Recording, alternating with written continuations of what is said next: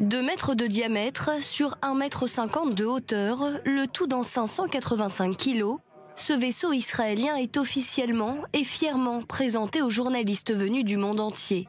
Baptisé Bereshit, la Genèse en hébreu, cette capsule va rejoindre la Lune d'ici quelques semaines. À ce jour, seuls 3 pays ont envoyé des vaisseaux sur la Lune, les États-Unis, l'URSS et la Chine. Israël s'apprête donc à être le 4e pays du monde à le faire.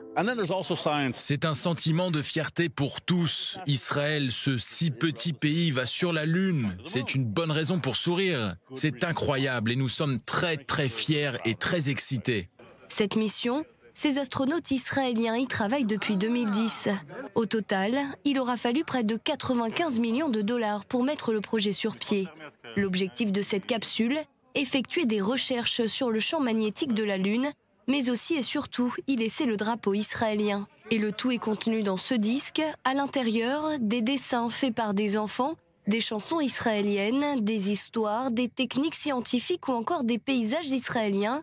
Le but, laisser une trace de la culture israélienne sur la Lune. La capsule est destinée à rester sur la Lune, même après son atterrissage. Dès qu'elle aura rempli sa mission, elle n'est pas censée revenir sur la Terre. Les informations que nous allons envoyer doivent rester pour un temps indéfini et elles seront trouvées par les générations futures. C'est une mission qui sera intéressante pour les prochaines générations qui vont faire revenir sur Terre cette capsule et qui vont donc faire revenir la culture israélienne. Le décollage va se faire dans quelques semaines depuis la Floride aux États-Unis. Bereshit devrait rejoindre sa destination finale en 1 mois et demi.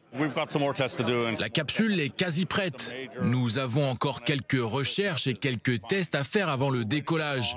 Mais le plus gros a été fait. Nous allons attendre le décollage avec impatience. Dès que tous les tests seront terminés, nous enverrons la capsule à Cap Canaveral et elle pourra être lancée.